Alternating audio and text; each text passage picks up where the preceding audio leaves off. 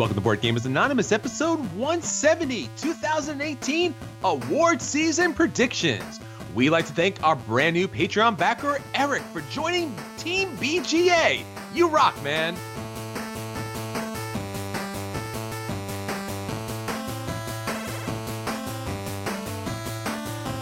You're listening to a proud member of the Dice Tower Network, dedicated to bringing podcasters together for the greater good of gaming. It's sort of like Voltron, but with better lip syncing. Find out more at dicetowernetwork.com. Welcome to Board Gamers Anonymous, the podcast of board gamers and the insane fun we have at the table together. This is Chris. Hey, and this is Anthony. Anthony, it is, of course, award season. And just like every great board game out there, when it's one that comes out, they all come out the same time, right? That's typically how award seasons work? Yeah, it seems to be. Yeah, we had Tom announced the Dice Tower nominees last week, and then today, about a week before this episode goes up, we had Origins Awards and Spiel nominees come out on the same day. So lots of stuff to talk about. Yeah, it's really fun talking about the best games in gaming, and we obviously have 3 great awards to talk about, but we'll leave that for our feature review.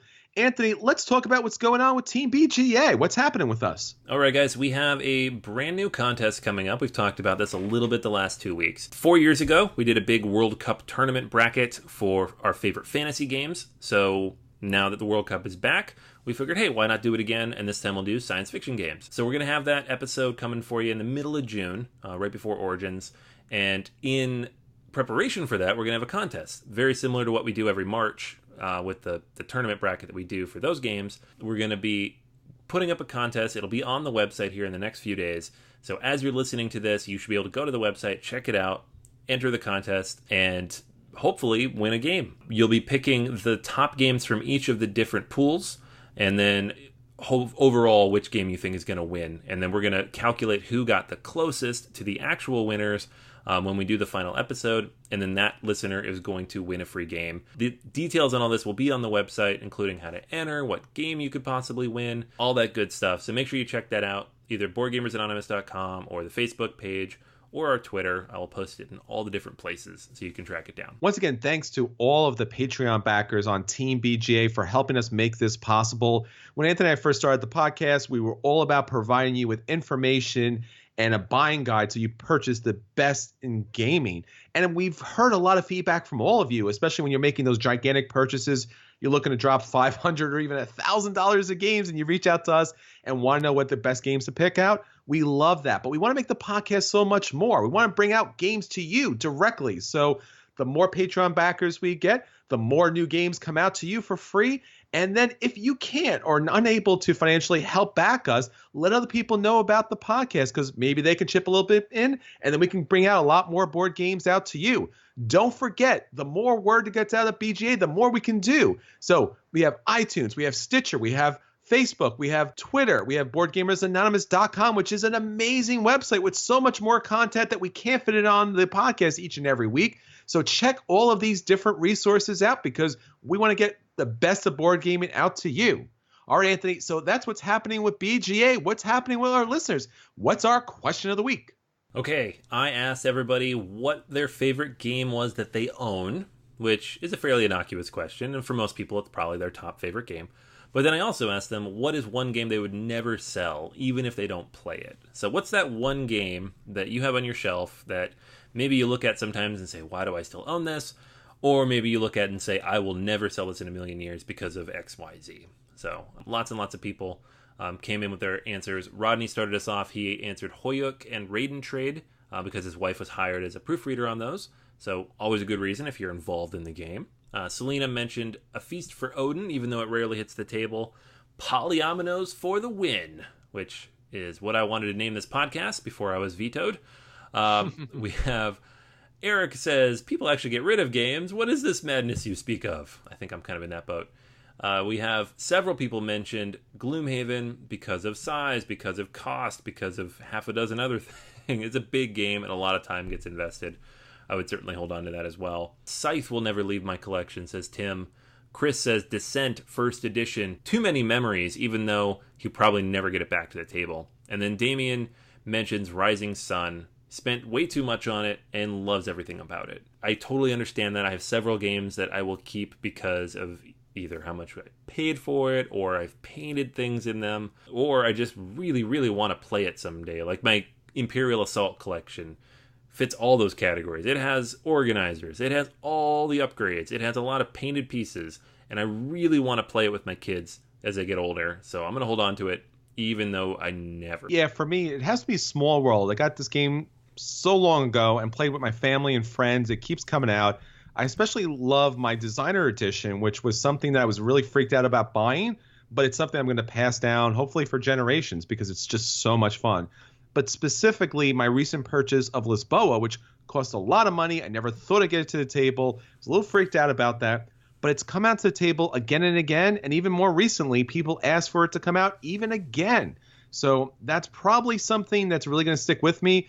I got Vital Lacerda to sign it. Anthony and I played it at Origins, so it definitely has some sentimental value and a lot of table time. All right, Anthony, so that's our question of the week. Let's get on to our acquisition disorders. So we got a big award season coming up, a lot of great games, but what are you thinking about picking up? Okay, so this is a game that I actually already picked up because I just saw it at the store, and I said, why not? It is Jurassic Park Danger! Adventure strategy game. It is a movie tie-in to the original Jurassic Park, and it is a Target exclusive.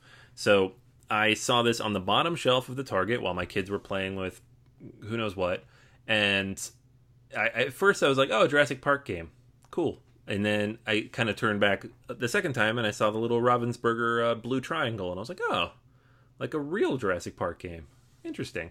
And so I picked it up because, A, it looked interesting, and it has all the original characters and little dino meeples and lots of cool stuff in it. And B, it was only $25 for what would probably normally cost $40 or $50, I feel like, in a hobby store. I don't know if that's a special deal the Target got, or maybe they printed a billion of them, who knows. But it was a decent deal considering what comes in the box. The game itself is a one versus many, so you have one player controlling all the dinosaurs, trying to attack the humans, and then all the other players playing cooperatively to try to get Jurassic Park back up online and get off the island before they die. You are playing as those classic characters. The dinosaur characters are these little meeples running around the board. So it looks interesting. The component quality is good. It does have photos from the movie, so it's not all artwork, but I think it's well done. I don't know how it plays. I haven't played it yet. I just picked this thing up because I saw it on the shelf and thought it looked interesting. And I know Dinosaur Island is probably a better game, but this is Jurassic Park, and I love that movie, so I'm pretty interested to see how it plays. And it's pretty hot right now in BGG. I think it's number 2 on the hotness, so lots of other people are in the same boat trying to track this thing down. Yeah, I wouldn't be surprised if Dinosaur Island just kind of kicked this into kind of existence for Rosenberger, who's a great company. So it's nice to see, even though it's just kind of like, it seems like almost a throwaway license game, actually picked up by a real company. So this might actually be a solid game. I hope so, because I already got it. All right, Anthony, let me tell you about one of these acquisitions that I'm looking at that I think you might be interested in too, huh? Not again. Well, it's a game that's currently on Kickstarter. It's called The Forbidden City. This game is by Andreas Stedding, and you might know him from Hansa Teutonica or Friends. He does these really well mechanical, brilliant Euro games, and typically has a really nice aesthetic to it. Now, Tasty Minstrel, along with Game Brewer, is bringing this game to Kickstarter, and Game Brewer brings a lot of interesting games out. Gents was just a recent game that came out through Kickstarter, and Tasty Minstrel often does a great job with the game components. So it's a nice marriage of a great game, a great designer, and especially great components. So let me tell you a little bit about this game. Now, this is a solid, crunchy Euro game. It's set in the era of the Ming Dynasty, 1570 China, where the emperor is trying to clamp down on corruptions happening in the city, and the city officials and the rich and the powerful are not so much down with that, but they do want to kind of favor themselves with the emperor. So instead, what they're doing is they're trading beautiful and specialty items amongst themselves, so it won't show that there's some money issues going on. So that theme comes really into play in a really interesting way, because what you're going to be doing is you're going to have a hand of cards.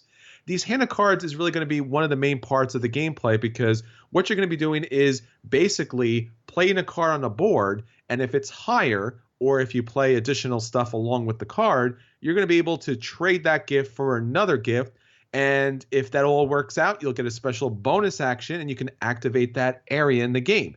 So the game comes down to a lot of just card playing as well as dice that you're going to be able to roll. And those numbers on those dice, just like in Marco Polo, are going to play a big part of the game because you're trying to hit those numbers specifically in order to be able to score the most victory points possible. Now, this game is broken up in a kind of way that reminds me of Trajan. It has all these different areas. But unlike Trajan, these areas do come together to make a really solid mechanic and thematic gameplay. Now, what it all comes down to is a couple of different things. So you're going to be scoring victory points by purchasing jade that you want to score as victory points for the Emperor. You're going to also be able to build the Great Wall, which is really interesting because once you score that, your people come off the wall and then someone can jump on and build an additional section of that wall. You're going to be able to travel and pick up additional victory points, but special abilities that you're going to be able to add to your tableau. There are decrees, which are going to give you special end game points, which are a lot of fun. There's a Grand Canal, which you're going to be able to put your servants out there in order to score you victory points and gain influence. And there's an intrigue track, which are going to be tiebreakers throughout the game, but you can also spend your intrigue or your influence in the game in order to give you special bonuses. Finally, there's the Palace of Heavenly Purity, which is really interesting because it reminds me of Bruges as far as ramping up that track to score victory points, but it's definitely like Heaven and Ale, where if you don't get your meeple to the right spot, you won't score any points whatsoever because you didn't make it up to the Emperor.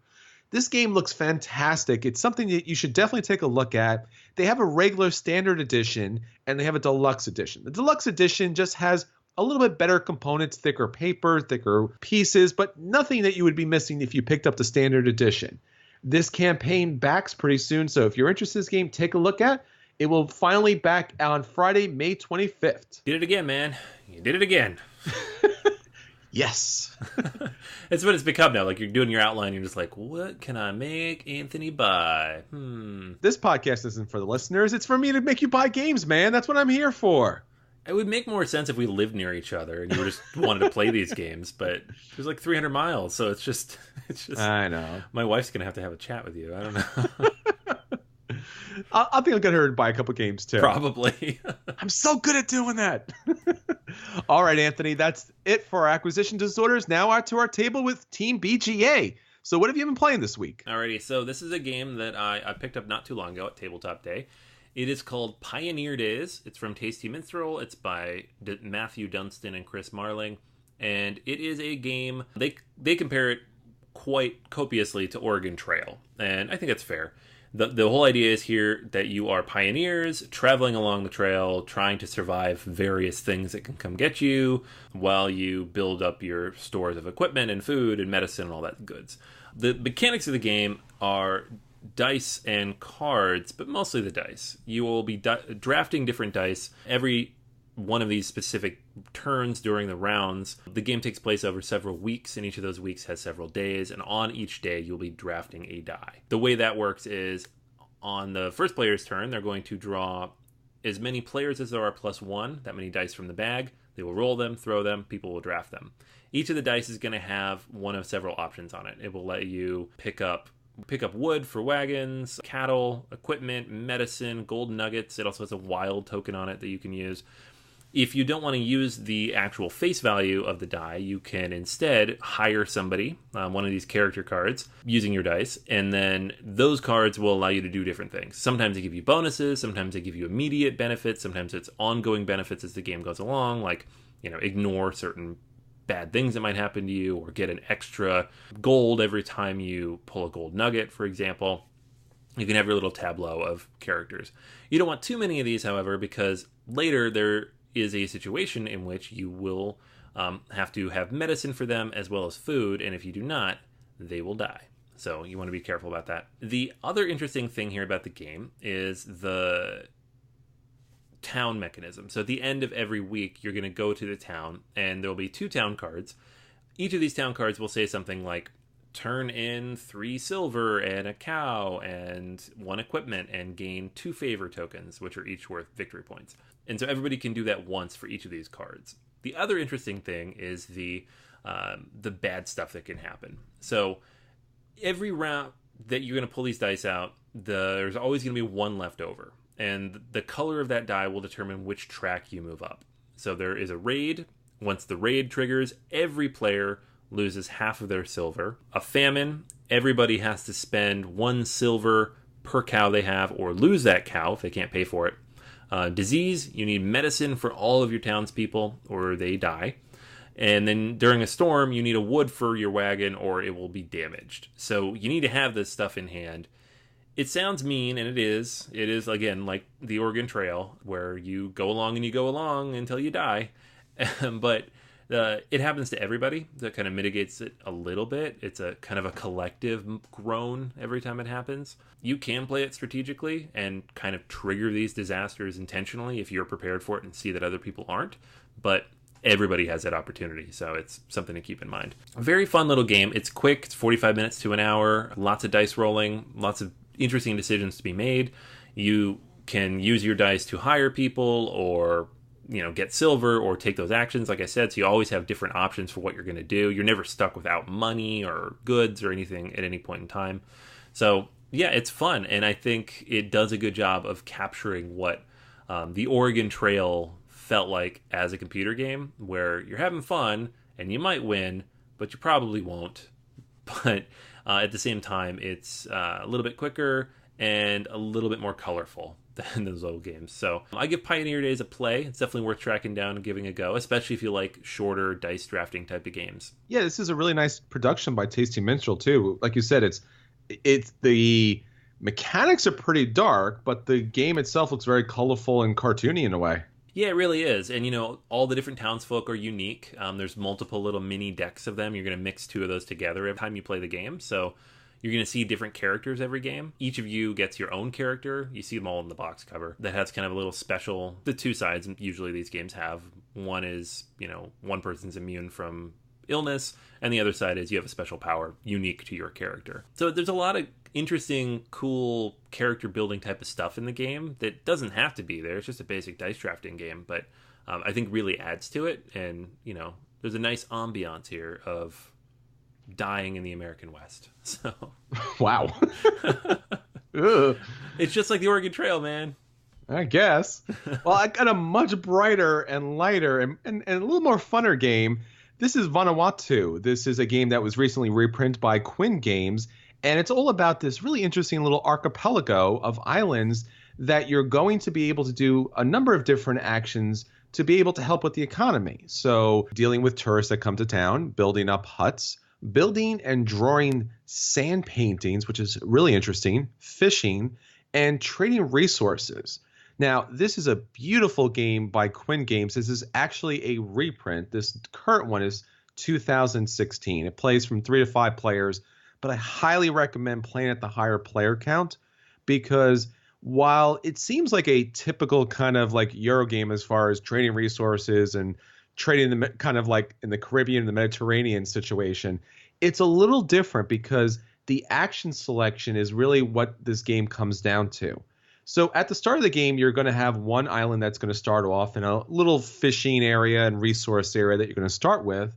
But your little ship is going to be able to explore the waters and find additional islands, find additional resources, which will be able to use to score victory points throughout the game.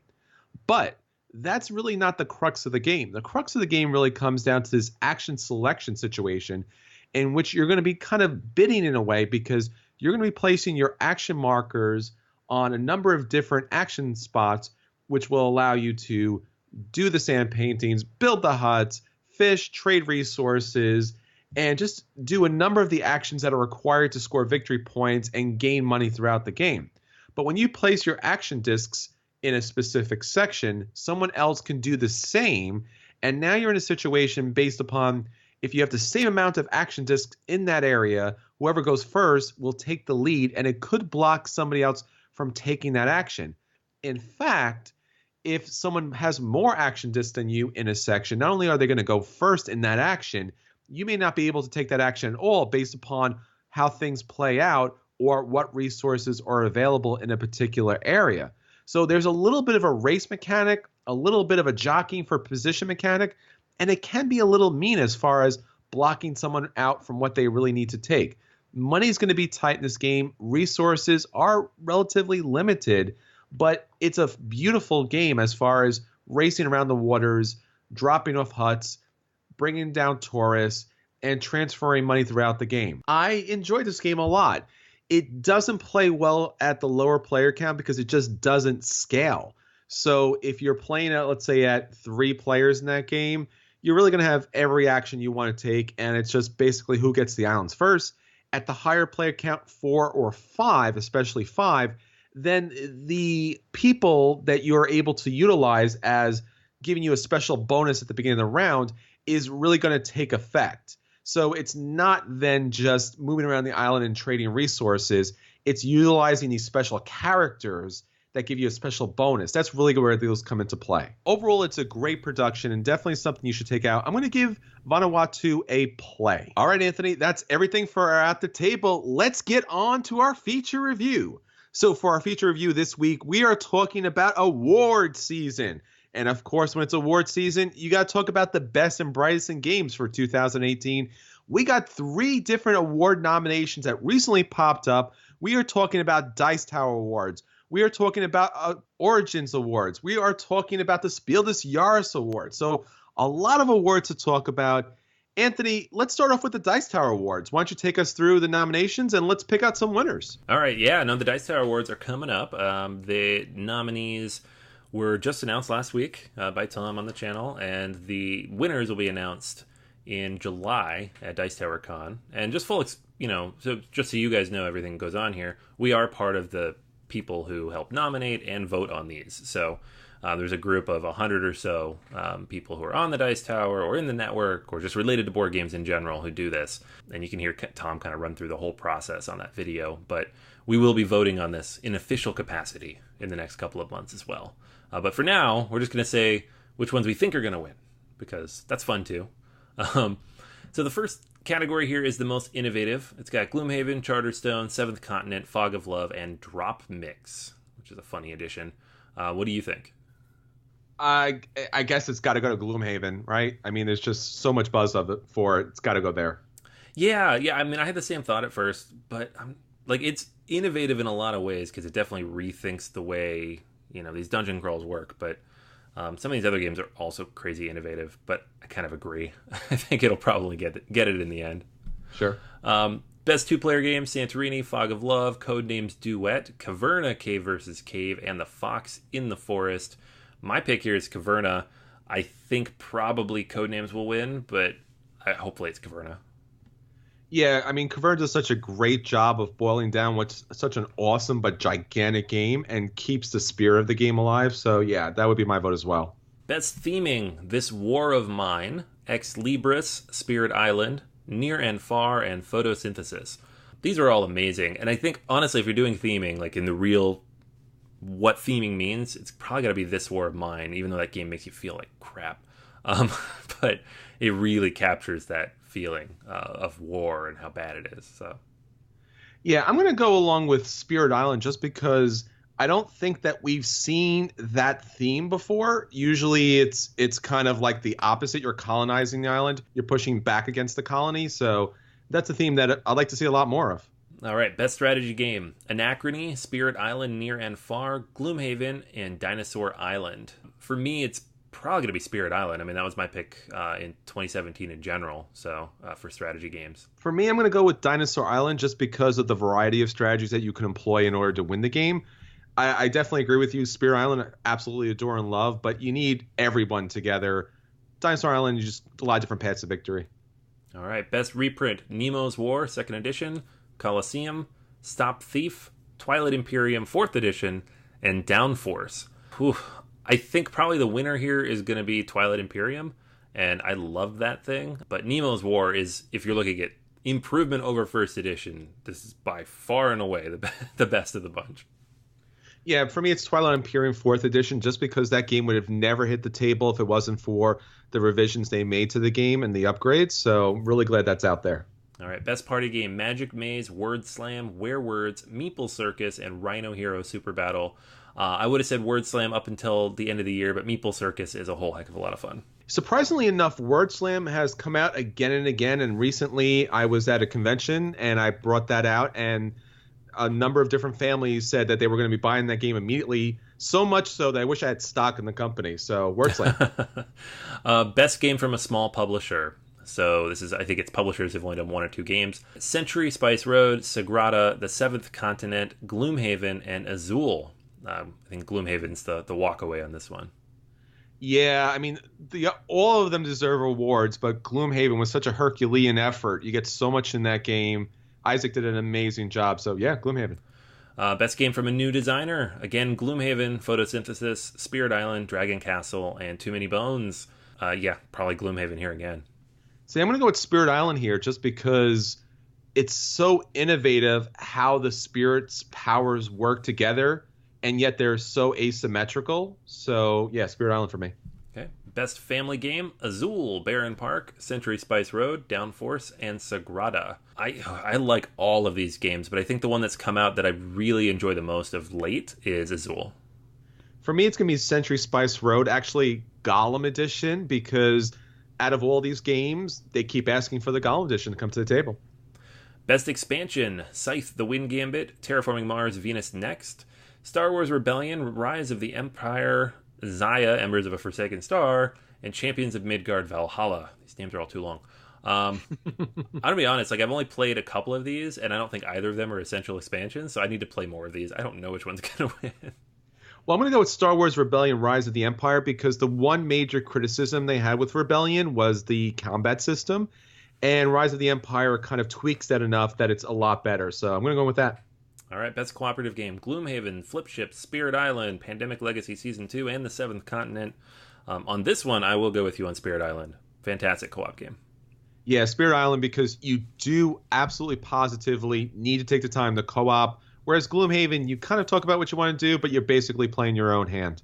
All right, best board game production, Twilight Imperium 4th Edition, Photosynthesis, Azul, Wasteland Express Delivery Service, and Charterstone.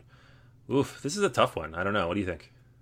I'm going to go with Photosynthesis just because we haven't seen that kind of level of production, especially for an abstract game that is so thematic. And there's nothing like that at a table. When you're just walking through a game room, you're like, wow, look at all those trees. Yeah, and we did pick it for our components in our bracket. So, yeah, I think I would go with you. That or Twilight Imperium. Twilight Imperium is just a ridiculous presence, and the upgrades they made in that are just outstanding. Best game artwork, Near and Far, Lisboa, Charterstone, Century Gollum Edition, and Yamatai.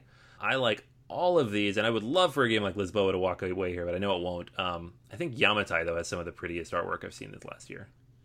Short, quick story here. I got to play Lisboa with a friend of mine. Did not like the game at all, but the entire time kept saying, I might buy this game just so I can pin the board to the wall. So I'm going with Lisboa. That would be amazing. Yeah, Eric, Ian O'Toole's artwork is always great. And then best game of the year, Seventh Continent, Century Spice Road, Charterstone, Dinosaur Island, Gloomhaven, Near and Far, Pandemic Legacy Season 2, Sagrada, Spirit Island, and Azul.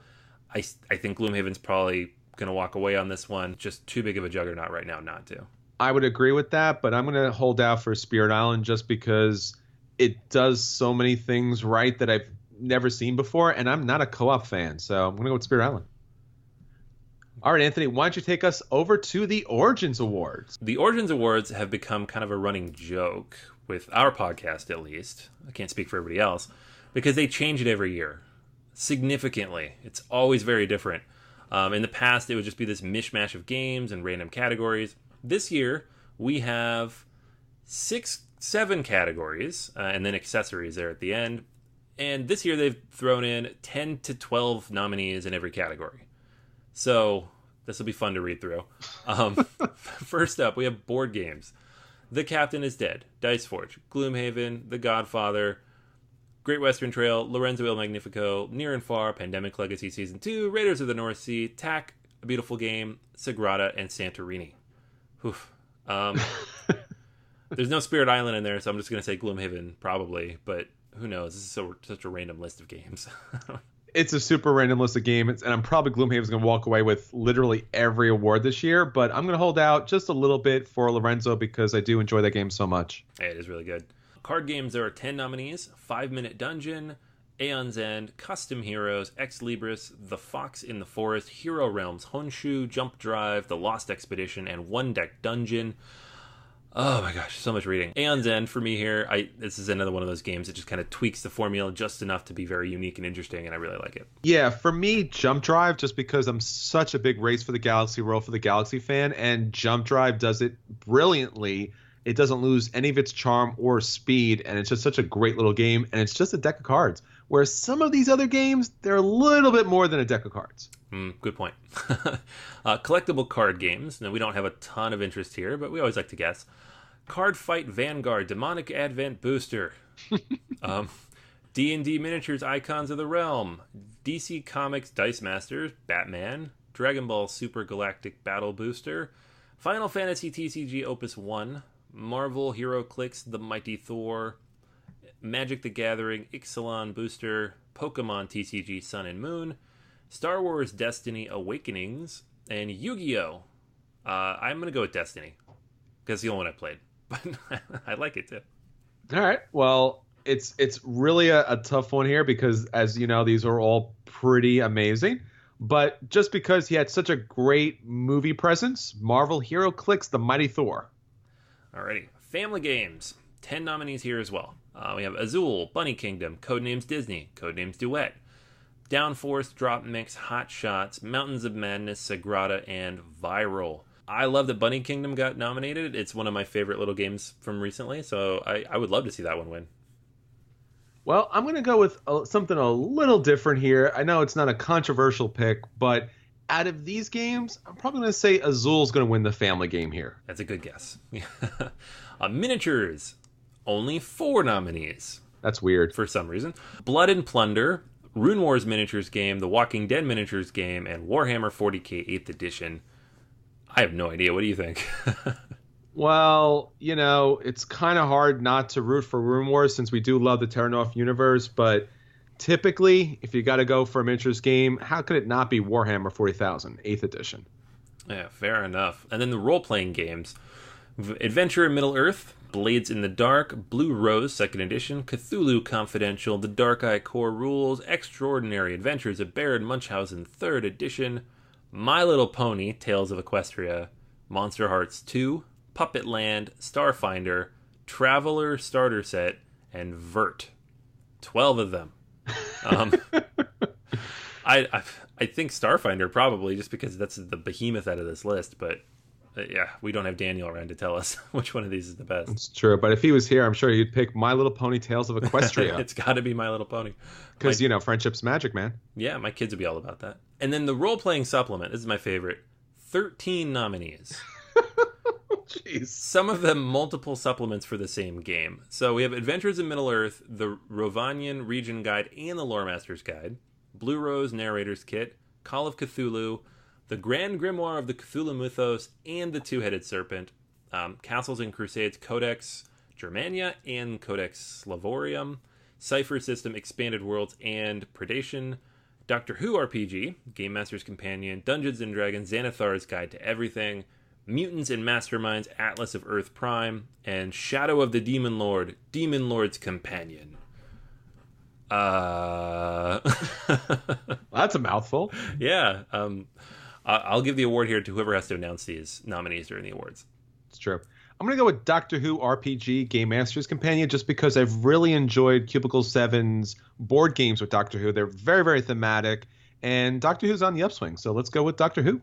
All right, and then the last category here, 7 nominees, game accessories, Chaosium Call of Cthulhu Coloring Book, Sword and Sorcery Custom Dice Pack, the Broken Token Terraforming Mars Organizer, Sails and Glory Series 4 Ship Packs, which is not really an accessory, that's part of the game, Smirking Dragon Tablecloths, D&D Icons of the Realm, and Pathfinder Battles, Pre-Painted Miniatures, and Zaya Station Organizer. Let's go with Broken Token. They're cool. I mean, I have the Broken Token Terraforming Mars Organizer, and I like it a lot. And if you can just kind of get a nice kind of rust color to it, you got a Mars-looking kind of insert there. Yeah. Okay, so that is all of them, thankfully. Wow. Yeah.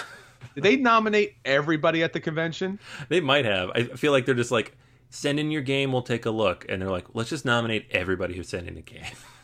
Aw, we love your origins. You just love everybody too. Yeah.